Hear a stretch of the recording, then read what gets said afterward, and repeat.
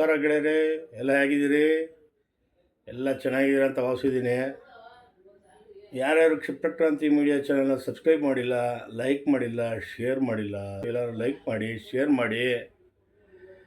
ಈ ಚಾನಲ್ನ ಬೆಳೆಸಿ, ಹರಸಿ, ಹಾರೈಸಿ ಅಂತ ಕೇಳ್ಕೊಳ್ತಾ, ನಿಮ್ಮ ಪ್ರೋತ್ಸಾಹ ಬೆಂಬಲ ಸದಾ ಹೀಗೆ ಇರಲಿ ಅಂತ ಹೇಳ್ತಾ, ನೋಡಿ ಇವತ್ತು ಒಂದು ಒಳ್ಳೆ ಕಂಟೆಂಟ್ ತರ್ತಾ ಇದ್ದೀನಿ. ಅಂದರೆ ನನ್ನ ತಂದೆ ತಾಯಿ ನನಗೇನು ಮಾಡಲಿಲ್ಲ ಅಂತ ಹೇಳೋ ಅಂಥ ಇವತ್ತಿನ ಜಗತ್ತಲ್ಲಿ ತಂದೆ ಏನು ಮಾಡ್ತಾನೆ, ತಾಯಿ ಏನು ಮಾಡ್ತಾರೆ ಅನ್ನೋದ್ರ ಬಗ್ಗೆ ಒಂದಷ್ಟು ಸವಿವರಗಳನ್ನ ಕೊಡ್ತೀನಿ.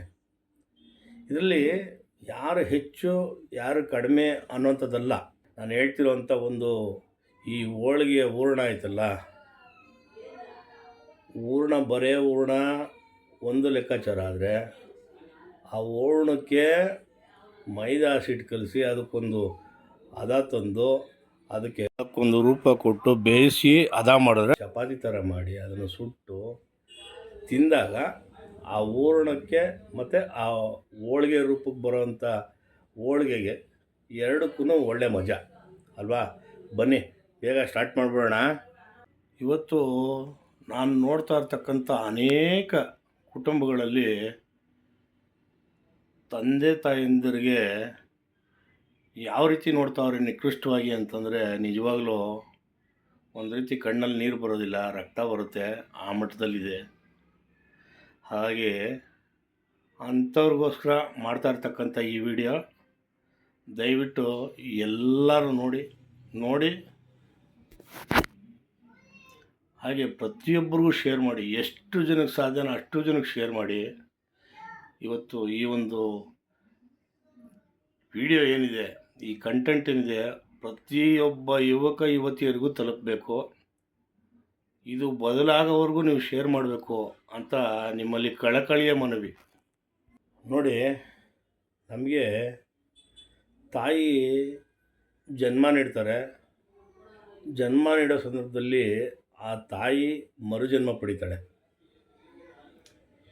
ಅಂದರೆ ಅಷ್ಟು ನರಕಯಾತನೆ ಪಟ್ಟು ನಮ್ಮನ್ನು ಹಡಿತಾರೆ ಆ ತಾಯಿ. ಅದಕ್ಕೆ ತಾಯಿ ನೂರಾರು ಕೋಟಿ ದೇವತೆಗಳಿಗಿಂತ ಇದು ತಾಯಿ ಮೇಲು ಅಂತ ಹೇಳ್ತಾರೆ. ದೊಡ್ಡವರು ಸುಮ್ಮನೆ ಹೇಳಿಲ್ಲ. ನೋಡಿ, ನಮಗೆ ಲಾಲನೆ ಪಾಲನೆ ಎಲ್ಲ ಮಾಡ್ತಾರೆ. ಆಮೇಲೆ ಗಾದೆ ಮಾತುಗಳು ಇದೆ, ತಾಯಿಗಿಂತ ದೇವರಿಲ್ಲ, ತಾಯಿಗಿಂತ ಮಿಗಿಲಾದ ದೇವರಿಲ್ಲ, ಉಪ್ಪಿಗಿಂತ ರುಚಿ ಇಲ್ಲ, ತಾಯಿಗಿಂತ ಬಂಧುವಿಲ್ಲ. ಹೀಗೆ ಈ ರೀತಿ ಅನೇಕ ರೀತಿಯಂತಹ ಹಲವಾರು ರೀತಿಯಲ್ಲಿ ತಾಯಿಯನ್ನು ಒಂದು ವರ್ಣನೆ ಮಾಡಿದ್ದಾರೆ. ತಾಯಿ ಬಗ್ಗೆ ಹಲವಾರು ಪದಗಳು, ಪದ್ಯಗಳು, ಪಾಠಗಳು ಎಲ್ಲ ಬಂದ್ಬಿಟ್ಟಿದೆ. ಇದರೊಟ್ಟಿಗೆ ನನ್ನ ತಂದೆ ನನಗೋಸ್ಕರ ಏನು ಮಾಡೋನೆ, ವೇಸ್ಟು, ಏನು ಮಾಡಿಲ್ಲ ನನ್ನ ತಂದೆ ಅಂತ ಎಷ್ಟೋ ಜನ ಮೂದಲಿಸ್ತಾರೆ. ಆದರೆ ಆ ಪ್ರಶ್ನೆಗೆ ನಾನು ಸಿಂಪಲ್ಲಾಗಿ ಚಿಕ್ಕದಾಗಿ ಚೊಕ್ಕವಾಗಿ ಒಂದು ಕಥೆ ಹೇಳ್ತೀನಿ. ಇದನ್ನು ಕೇಳಿ. ಒಬ್ಬ ವ್ಯಕ್ತಿಗೆ ಒಂದು ಪ್ರೌಢಾವಸ್ಥೆ ಬಂದು ಅವನು ಒಂದು ಲೆಕ್ಕಾಚಾರಕ್ಕೆ ಬಂದಾಗ ಅವನಿಗೆ ಒಂದು 30 ವರ್ಷ ಆಜುಬಾಜು ಅಂತ ಇಟ್ಕೊಳ್ಳೋಣ. ಅವನಿಗೆ ಸಾಮಾನ್ಯವಾಗಿ ಒಂದು ದಿನದ ಖರ್ಚು ಎಷ್ಟು ಬರ್ಬೋದು ಅಂತಂದರೆ, ಬೆಳಗಿನ ತಿಂಡಿ ಒಂದು 50 ರೂಪಾಯಿ, ಮತ್ತು ಮಧ್ಯಾಹ್ನದ ಊಟ ಒಂದು 100 ರೂಪಾಯಿ, ಸಂಜೆ ತಿಂಡಿಗೆ ಮತ್ತು ಊಟಕ್ಕೆ ಎಲ್ಲ ಟೋಟಲು ಒಂದು 100 ರೂಪಾಯಿ ಅಂತ ಇಟ್ಕೊಳ್ಳೋಣ. ಅಲ್ಲಿಗೆ ಇವ್ರ ಖರ್ಚು ಬಂದು ಹೆಚ್ಚು ಕಡಿಮೆ ಒಂದು 2-3 ಕಾಫಿ ಒಂದು 300 ರೂಪಾಯಿ ಆಯಿತು. ಈಗ 30 ದಿನ ಇಂಟು 300 ರೂಪಾಯಿ ಮಾಡಿದ್ರೆ ಎಷ್ಟಾಗುತ್ತೆ? ಅದೇ ರೀತಿ 365 ದಿವಸ ಇಂಟು 300 ಅಂತ ಲೆಕ್ಕ ಹಾಕಿದ್ರೆ ಒಂದು ಅಂದಾಜು 1,10,000 ಬರುತ್ತೆ. ಹಬ್ಬ ಹರಿದಿನಗಳಲ್ಲಿ ಹೆಂಡ್ತಿಗೆ, ಮಕ್ಕಳಿಗೆ ಮತ್ತು ಉಳಿದಂಥವ್ರಿಗೆ ಒಂದಷ್ಟು ಜನ ಇರ್ತಾರೆ ಸ್ಪೇರು, ಬಟ್ಟೆ ಕೊಡಿಸ್ಬೇಕು. ತನ್ನ ಶಕ್ತಿಯಾನುಸಾರ ಯಾವ ರೀತಿಯಾದರೂ ಸರಿ ಅವ್ರಿಗೆಲ್ಲ ಬಟ್ಟೆ ಕೊಡಿಸ್ತಾರೆ. ಆಮೇಲೆ ಹಬ್ಬಕ್ಕೆ ಏನು ಬೇಕು ಎಲ್ಲ ಥರದಂಥ ದಿನಸಿಗಳನ್ನ ತಂದಾಕ್ತಾರೆ. ಮತ್ತು ಅವ್ರಿಗೆ ಮನೆಯಲ್ಲಿ ಎಲ್ಲ ನಗ್ನಗ್ತಾ ಇರೋದಕ್ಕೆ ಏನು ಮಾಡಬೇಕು ಅವೆಲ್ಲ ಮಾಡ್ತಾರೆ. ತಾನು ಮಾತ್ರ ಯಾವಾಗೋ ಹೊಲಿಸಿರೋಂಥ ಬಟ್ಟೆ ಅದೆಲ್ಲ ಅರ್ಧೋಗೋಯ್ತೋ ಏನು ಕಥೆನೋ, ಒಟ್ಟಿನಲ್ಲಿ ಹೊಲಿಗೆ ಹಾಕ್ಕೊಂಡಾದರೂ ತನ್ನ ಒಂದು ಹಬ್ಬದ ಒಂದು ಕಾಯಕವನ್ನು ಮುಗಿಸ್ಕೊಳ್ತಾನೆ. ಇದ್ರ ಜೊತೆಗೆ ಮದುವೆ, ಮುಂಜಿ, ಬಾಣಂತನ, ವರದಕ್ಷಿಣೆ, ಇನ್ನೊಂದು ಮತ್ತೊಂದು, ಇವಕ್ಕೆಲ್ಲ ತಂದೆ ಹೆಗಲಾಗಿ ನಿಲ್ತಾನೆ, ಬದುಕಾಗಿ ನಿಲ್ತಾನೆ, ಜೀವನವಾಗಿ ನಿಲ್ತಾನೆ. ಮಕ್ಕಳ ಜೀವನ ರೂಪಿಸೋವರೆಗೂ ತಂದೆ ಜೊತೆಲಿರ್ತಾನೆ. ವಿಪರ್ಯಾಸ, ವಿಧಿಯಾಟ ಎಷ್ಟು ಘೋರವಾಗಿರ್ತೈತೆ ಅನ್ನೋದಕ್ಕೆ ಒಂದು ಉದಾಹರಣೆ ಇದೆ ಹೇಳ್ತಾ ಇರೋದು. ಇದ್ರ ಜೊತೆಗೆ ಮಕ್ಕಳಿಗೆ ಓದಿಸೋದಕ್ಕೆ ಪ್ರತಿ ವರ್ಷ ಅಡ್ಮಿಷನ್ಗೆ ಏನು ಕಷ್ಟಪಟ್ಟಿರ್ತಾನೆ ಅವನು ಅನ್ನೋದ್ರ ಬಗ್ಗೆ ಯಾರೂ ಯೋಚನೆ ಮಾಡಿರಲ್ಲ. ಫೀಸ್ ಕಟ್ಟೋದ್ರ ಬಗ್ಗೆ ಏನು ಯೋಚನೆ ಮಾಡ್ತಾನೆ ಅನ್ನೋದ್ರ ಬಗ್ಗೆ ಯಾರೂ ಯೋಚನೆ ಮಾಡಿರಲ್ಲ. ಮಕ್ಕಳಿಗೆ ಬುಕ್ಸು ಮತ್ತು ಶಾಲಾ ದಿನಾಚರಣೆ, ಮತ್ತೊಂದು ಮಗದೊಂದು ಶಾಲೆಯಲ್ಲಿ ಮಾಡ್ತಕ್ಕಂಥ ಅನೇಕ ಕಾರ್ಯಕ್ರಮಗಳಿಗೆ ಹಮ್ಕೊಳ್ತಾ ಇರ್ತಾರೆ. ಇದಕ್ಕೆ ಬಟ್ಟೆ ತಗೊಂಡು ಬಂದು ಹಾಕ್ಕೊಳ್ರಿ, ಇದಕ್ಕೆ ಹತ್ತ ಬರ್ರಿ, ಆಮೇಲೆ ಚಿತ್ರಕಲಾ ಸ್ಪರ್ಧೆ, ಇನ್ನೊಂದು ಸ್ಪರ್ಧೆ, ಮತ್ತೊಂದು ಸ್ಪರ್ಧೆ, ಇವಕ್ಕೆಲ್ಲ ದುಡ್ಡು ಹಂಚ್ಬೇಕು. ಯಾವ ರೀತಿ ಹೊಂಚ್ತಾನೆ ತಂದೆ, ಅವನು ಯಾವ ರೀತಿ ಹೊಂಚ್ತಾನೆ ಅಂತ ಯಾರೂ ಗೊತ್ತಿರೋಕ್ಕಿಲ್ಲ. ಬಟ್ ಆ ಟೈಮ್ಗೆ ತಂದು ಕೊಡ್ತಾನೆ ತಂದೆ. ಅದು ತಂದೆ ನನ್ನ ಕರ್ತವ್ಯ ಅಂತ ಮಾಡ್ತಾನೆ.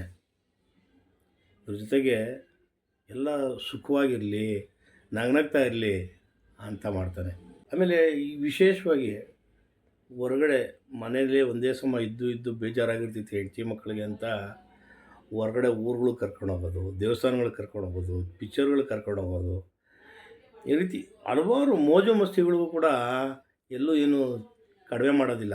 ಯಾಕೆಂದರೆ ಎಲ್ಲರನ್ನೂ ಸುಖವಾಗಿಡಬೇಕು ಅನ್ನೋಂಥ ಒಂದು ಧ್ಯೇಯ ಒಂದೇ ಒಂದಿರ್ತಿದೆ ತಲೆ ಒಳಗೆ ಅಷ್ಟೇ. ಅದು ಬಿಟ್ಟರೆ ನಾನು ಮಸ್ತಿ ಮಾಡಬೇಕು, ನಾನು ಮೋಜು ಮಾಡಬೇಕು ಅನ್ನೋಂಥದ್ದು ಇರೋದೇ ಇಲ್ಲ. ಹೀಗಾಗಿ ತಂದೆ ಈ ರೀತಿ ದುಡಿತಾನೆ.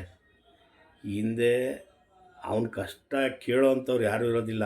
ನಿಮ್ಮ ಕಣ್ಣೆದುರು ಕಡೆ ನಗ್ನಗ್ತಾ ಇರ್ತಾನೆ ಅಷ್ಟೇ. ಅವನ ಮೈಯಲ್ಲಿ ಎಷ್ಟು ಕಾಯಿಲೆ ಇರ್ತೈತೆ, ಎದೆ ನೋವಿರುತ್ತೆ, ಹೊಟ್ಟೆ ನೋವಿರುತ್ತೆ, ಮತ್ತು ಹೇಳೋಕ್ಕಾಗದಿರೋಂಥ ಸಂಕಟಗಳಿರ್ತವೆ, ಅವನಿಗೆ ನೋವುಗಳಿರ್ತವೆ.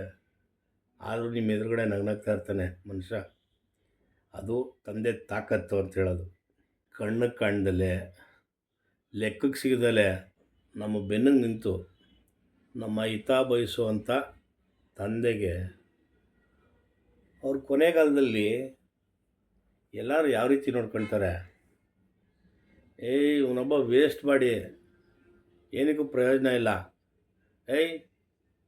ಸುಮ್ಮನೆ ಮಾಡಾಕಿದ್ದು ಒಂದು ತುತ್ತು ತಿನ್ಕೊಂಡು ಮನೆಗೆ ಬಿದ್ದಿರಷ್ಟೇ, ನೀನು ನನಗೆ ಲೆಕ್ಕಕ್ಕಿಲ್ಲ, ನೀನು ಮಾತಾಡಬೇಡ ಅಂದರೆ ಮಾತಾಡಬೇಡ, ಸೈಲೆಂಟಾಗಿರು ಅಷ್ಟೇ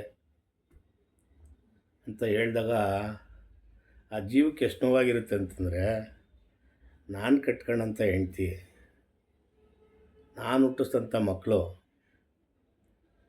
ಅಳಿದಿರ ಎದುರುಗಡೆ, ಸೊಸೆದಿರ ಎದುರುಗಡೆ, ಮೊಮ್ಮಕ್ಕಳು ಬಂದಾಗ ಅವ್ರುಗಳ ಎದುರುಗಡೆ ಈ ತುಚ್ಛವಾಗಿ ಕಾಣೋವಂಥ ಮತ್ತು ಒಂದು ರೀತಿ ಈ ಬಿಸಾಡಿ ಮಾತುಗಳು ಮಾತಾಡ್ತಾರೆ. ಮೂರು ಬಿಟ್ಟವು ಊರು ದೊಡ್ಡವು ಅಂತ ಹೇಳ್ತಾರೆ, ಅವು ಮಾತಾಡ್ತವೆ ಆ ಥರ. ಅದೇ ಥರ ಮಗ ಆಗಲಿ ಇನ್ನೊಬ್ಬರಾಗಲಿ ಮಾತಾಡಿದಾಗ ತಂದೆಗೆ ತಾನು ಮಾಡಿರೋವಂಥ ಅಷ್ಟೂ ಈ ತ್ಯಾಗಗಳು ಅಂತ ಹೇಳ್ತಾರೆ. ಬಟ್ ತ್ಯಾಗ ಅಂತಲ್ಲ, ಕರ್ತವ್ಯ ಅಂತಲೇ ಇಟ್ಕೊಳ್ಳೋಣ. ಯಾಕೆಂದರೆ ಈಗಿನ ಜನ್ರೇಷನ್ ಹೇಳೋದು, ನೀನು ಹುಟ್ಟಿಸ್ಬಿಟ್ಟೆ ಅದಕ್ಕೆ ಮಾಡಿದ್ಯಾ ಅಂತ ಹೇಳ್ತಾರೆ. ಓಕೆ, ಕರ್ತವ್ಯ ಮಾಡಿ ಒಂದು ನೆಲೆಗಟ್ಟಿನಲ್ಲಿ ನಿಲ್ಲಿಸಿದ್ದಕ್ಕೆ ಇವತ್ತು ಹಿರಿಯರನ್ನು ಮೂಲೆ ಗುಂಪು ಮಾಡ್ತಾಯಿದ್ದೀರಾ. ಅವತ್ತು ಇದೇ ತಂದೆ ಕೇವಲ ತನ್ನ ಬದುಕಿಗಾಗಿ, ತನ್ನ ಸ್ವಾರ್ಥಕ್ಕಾಗಿ ಬದುಕಿದರೆ ಇವತ್ತು ನೀವು ಈ ರೀತಿ ಮಾತಾಡ್ತಿರಲಿಲ್ಲ. ದರಿದ್ರ ನನ್ನ ಮಕ್ಕಳು ಎಲ್ಲರೂ ಆಯ್ಕೊಂಡು ತಿನ್ನಬೇಕಾಗಿತ್ತು. ಇವತ್ತು ಹೇಳ್ತಾರೆ ಈ ಥರ ಏನೇನೋ ಆಗೋಗ್ಬಿಡೈತೆ ಹಂಗೆ ಹಿಂಗೆ ಅಂತ. ನಿಜವಾಗ್ಲೂ ಹೇಳ್ತೀನಿ, ಪ್ರಪಂಚ ಕೆಟ್ಟದಲ್ಲ.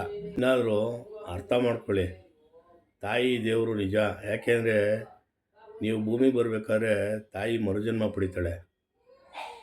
ತಾಯಿಯಷ್ಟೇ ಶ್ರಮ, ತಾಯಿಯಷ್ಟು ನೋವು ಒಂದೇ ಸಲಿಗೆ ತಂದೆ ತಗೊಂಡೇ ಇದ್ದರು ಅಣುವಾಗಿ ಸಾಯ್ತಾ ಇರ್ತಾನೆ ತಂದೆ. ಪ್ರತಿ ಕಷ್ಟದಲ್ಲೂ ಪ್ರತಿ ರೂಪಾಯಲ್ಲೂ ಅವನ ಶ್ರಮದ ದುಡಿಮೆ ಇರ್ತೈತೆ. ಅವನ ಶ್ರಮದ ಉಪ್ಪನ್ನು ಬಸಿದು ಬೆವರು ಮಾಡಿ ದುಡ್ದಂಥ ಹಣ ಇರುತ್ತೆ. ಅದಕ್ಕೆ ಮಾನ್ಯತೆ ಕೊಡಿ. ತಂದೆ ಯಾವ ರೀತಿ ದುಡ್ದಿದ್ದಾನೆ, ಅವನ ಹಿನ್ನೆಲೆ ಏನು ಅನ್ನೋದು ತಿಳ್ಕೊಳ್ಳೋಂಥ ಪ್ರಯತ್ನ ಪಡಿ.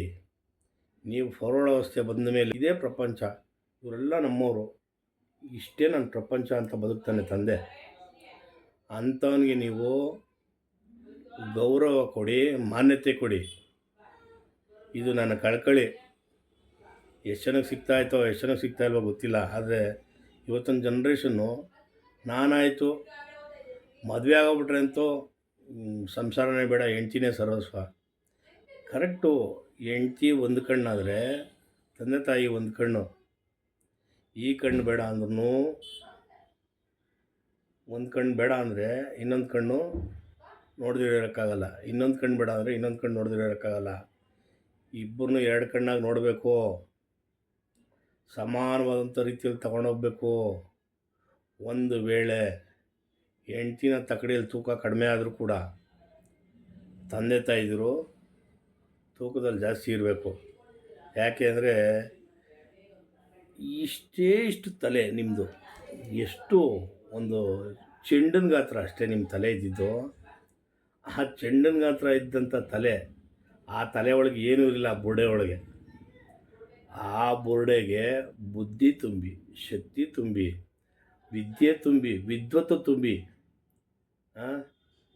ನೀವು ಇವತ್ತು ಸಮಾಜದಲ್ಲಿ ಸರಿಸಮನಾಗಿ ನಿಂತು ಬದುಕುವಂಥ ಅರ್ಹತೆನ ಕೊಟ್ಟಿರ್ತಕ್ಕಂಥದ್ದು ತಂದೆ ತಾಯಿದಿರು. ಅದನ್ನು ಮರಿಬೇಡಿ. ಅದು ಮರೆತಂಥ ಮಕ್ಕಳಿಗೆ ಭವಿಷ್ಯದಲ್ಲಿ ಸಾಕಷ್ಟು ನ್ಯೂನತೆಗಳು ಭಗವಂತ ಕೊಡ್ತಾನೆ. ದಯವಿಟ್ಟು ಅದಕ್ಕೆ ಆಸ್ಪದ ಮಾಡಿಕೊಡ್ಬೇಡಿ. ಅರ್ಥ ಬಾಳ್ರಿ. ತಂದೆ ತಾಯಿಗೆ ಗೌರವ ಕೊಡಿ. ಅವ್ರು ಇರೋವರೆಗೂ ಚೆನ್ನಾಗಿ ನೋಡ್ಕೊಳ್ಳೋಕೆ ಸಾಧ್ಯ ಆಗದೇ ಇದ್ದರೂ ಪರವಾಗಿಲ್ಲ. ಅವರ ಸ್ವಾತಂತ್ರ್ಯಕ್ಕೆ, ಅವರ ಆಸೆ ಆಮಿಷಗಳಿಗೆ ಅಡ್ಡಿಯಾಗಬೇಡಿ. ಹಾಗೆ ಅವ್ರು ಹೇಳೋವಂಥ ಮಾತುಗಳನ್ನ ನಿಮಗೆ ಕೇಳೋದಕ್ಕೆ ಇಷ್ಟ ಇಲ್ವಾ, ಹೊರಟ್ಬಿಡಿ, ಅಲ್ಲಿಂದ ಜಾಗ ಖಾಲಿ ಮಾಡಿಬಿಡಿ. ಅಥವಾ ಅದನ್ನು ಆಚರಣೆ ಮಾಡೋದಿಲ್ವಾ, ಈ ಕಡೆ ಕಿವಿಲಿ ಕೇಳಿ ಆ ಕಡೆ ಕಿವಿಲಿ ಬಿಟ್ಬಿಟ್ಟು ಸೀದಾ ಹೋಗ್ಬಿಡಿ. ಇಷ್ಟು ಮಾಡಿಬಿಟ್ರೆ ಅವ್ರಿಗೆ ಎಷ್ಟೋ ಸಮಾಧಾನ ಆಗೋಗ್ಬಿಡುತ್ತೆ. ಆದರೆ ನೀವೇನು ಮಾಡ್ತೀರಾ ಅಂತಂದರೆ, ನೀನೇನು ಹೇಳೋದು, ನೀನೇನು ಮಾಡೋದು ಅಂತೀರ. ಏನಾಗುತ್ತೆ ಅಂತಂದರೆ, ನಾನು ಹುಟ್ಟಿದಂಥ ಮಗ ಇವತ್ತು ಹಿಂಗೆ ಮಾತಾಡ್ತಾನೆ, ಮಾತು ಕಲಿಸ್ಕೊಟ್ಟಿದ್ದೆ ನಾವು. ಇವತ್ತು ಆ ಮಾತು ನಮಗೆ ತಿರುಗ್ಬಾಣ ಆಗ್ತಾಯಿದೆ. ಹುಟ್ಟಾಗಲೇ ಸಾಯಿಸ್ಬಿಡ್ತಾಯಿದೆ ಇಂಥವನಾಗಿದ್ದರೆ ಅನ್ನೋವಂಥ ಮನಸ್ಥಿತಿ ನಮಗೆ. ನಿಜವಾಗ್ಲೂ ಹೇಳ್ತೀನಿ, ಯಾವುದೇ ಪಾಪಿಷ್ಟನಿಗೂ ಈ ಥರ ಅನಿಸಿಕೆ ಅಭಿಪ್ರಾಯ ಬರಬಾರ್ದು. ಯಾಕೆ ಅಂತಂದರೆ, ತಂದೆ ತಾಯಿ ಒಂದು ಸಲ ಉಸೂರಂತ ಈ ಮಾತು ಅಂದ್ಬಿಟ್ರು ಅಂದರೆ ಭವಿಷ್ಯದಲ್ಲಿ ಯಾವತ್ತಾದರೂ ಯಾವುದೇ ರೂಪದಲ್ಲಾದರೂ ಆ ನೋವು ಏನು ಅಂತ ತೋರಿಸ್ತಾನೆ ಭಗವಂತ. ದಯವಿಟ್ಟು ಅದಕ್ಕೆ ಆಸ್ಪದ ಮಾಡಿಕೊಡ್ಬೇಡಿ. ಒಳ್ಳೆ ಮಕ್ಕಳಾಗಿ, ಒಳ್ಳೆ ಮಕ್ಕಳಾಗಕ್ಕೆ ಹೋಗ್ತಾ ಇಲ್ವಾ, ಬೇಡ. ಸಮಾಜಕ್ಕೆ ಒಳ್ಳೆ ಪ್ರಜೆಗಳಾಗ್ರಿ, ಭವ್ಯ ಭಾರತದ ಪ್ರಜೆಗಳಾಗ್ರಿ, ಭರತ ಮಾತೆಯ ಮಕ್ಕಳಾಗ್ರಿ. ಇಲ್ಲ ದೇಶ ಸೇವೆ ಮಾಡಿರಿ, ಇಲ್ಲ ಈಶ ಸೇವೆ ಮಾಡಿರಿ. ಎರಡೂ ಇಲ್ವಾ, ತಂದೆ ತಾಯಿ ಸೇವೆ ಮಾಡಿರಿ. ಹೆಂಡತಿ ನಿಮ್ಮ ಹತ್ರ ದುಡ್ಡಿಲ್ಲ ಅಂದರೆ ಕವಡೆ ಕಾಸಿಗೂ ಕಿಮ್ಮತ್ತು ಕೊಡೋಕ್ಕಿಲ್ಲ. ತಂದೆ ತಾಯಿ ಆದರೆ, ನೋಡು ನಿನಗೆ ಕೆಲಸ ಸಿಗೋವರೆಗೂ ತಲೆ ಕೆಡಿಸ್ಕೋಬೇಡ, ನಾವಿದ್ದೀವಿ ಅಂತ ಹೇಳ್ತಾರೆ. ಇರೋವರೆಗೂ ಅನ್ನ ಹಾಕ್ತಾರೆ. ಅವ್ನು ಪೋಲೆ ಆಗಿರಲಿ, ಪರೋಡೆ ಆಗಿರಲಿ, ಬೆನ್ನಿಗೆ ಬೆನ್ನೆಲುಬಾಗಿ ನಿಂತ್ಕೊಳ್ತಾರೆ. ಅದು ಆ ಪದಕ್ಕೆ ಅಂದರೆ ತಂದೆ ತಾಯಿ ಅನ್ನೋಂಥ ಪದಕ್ಕೆ ಇರ್ತಕ್ಕಂಥ ಅರ್ಥ ಮಾಡ್ಕೊಂಡ್ರೆ ಆಕಾಶಕ್ಕೆ ಹೋಗ್ತೀರಿ. ಅನರ್ಥಕ್ಕೆ ಎಡೆ ಮಾಡಿಕೊಟ್ರೆ ಪಾತಾಳಕ್ಕೆ ಹೋಗ್ತೀರಿ. ಯಾವ್ದು ಬೇಕು ನೀವೇ ತೀರ್ಮಾನ ಮಾಡಿ. ಜೈ ಹಿಂದ್, ಜೈ ಕರ್ನಾಟಕ.